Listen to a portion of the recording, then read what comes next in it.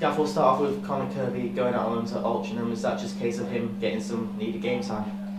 Yeah, we had a good frank conversation the other day, and Altrincham have come in for him and asked to take him out on loan, which I then put out across to the player, and he was happy to take this opportunity. He's found games hard to come by this season. He's a great lad and trained well, but he's not in front of the other centre midfielders at the moment. So I think he's a hungry player, wants to play games, which I admire. And Altrincham's a good club. Against Oldham last time out, of course, it was defeat, and their second goal, it made it the fourth from the last 5 games where they've conceded at the start of the second half. Can you pinpoint what that's down to? It's hard to pinpoint, other than just switching off, maybe that 15-minute interval and playing at such intensity, which we do. That's what we're about. Close down fast, work hard. We pass the ball at tempo. Then taking the steam out at half time and then restarting the engine. We've got to be better at it, simple as that, because we're on a run of conceding 4 goals straight after half time. Is it frustrating as well for the type of goals we're conceding? Bar Oldham's first goal, doesn't seem to be many exceptional goals that we are conceding.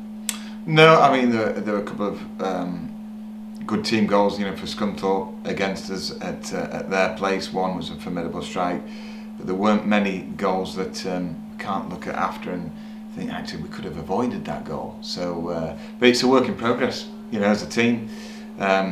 So many players have played the vast proportion of their careers 2 leagues below, and that's not belittling them. That's actually, they've done brilliantly for the large parts, but. It is a work in progress. We have to be better at the organisation part of things, because that's key in sorting things out, right, the source of where the issues are, and we've got to be a bit more streetwise. When we get it right, we're hard to play through, and there's good examples to show the players this morning when we got it right the other night. But there's also chances we concede where you think a bit naive, a bit nice, and we've got to do something about it. With Wembley just over a week away, is there a chance players will be rested and rotated? Yeah, because we've got 2 games, the second of which is played on next Friday. So there'll be opportunities for a few players, to come in and stake a claim. We've got Carlisle next, and only played well, it's really supposed to be in December, but I think it ended up being January, February time. And they were right in the mix to be in the playoffs at the top of the table, even with their games in hand. But since then, they seem to have fallen away. Do you think that month of games where they couldn't play because of COVID had an effect on them?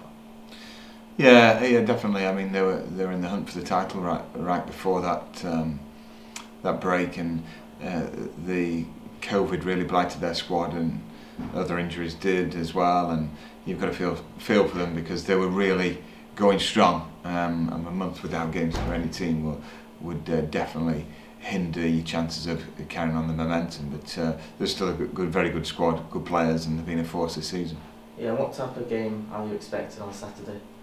Well, I think it's a good opportunity of a good football match between 2 teams who like to play some good football. I mean, it's a big open park. We know they're a big physical team.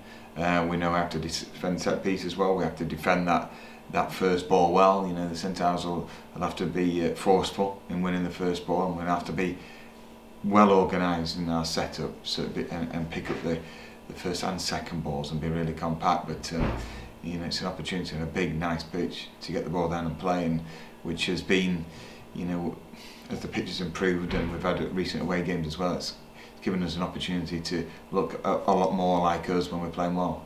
Well, best of luck. Cheers, thanks.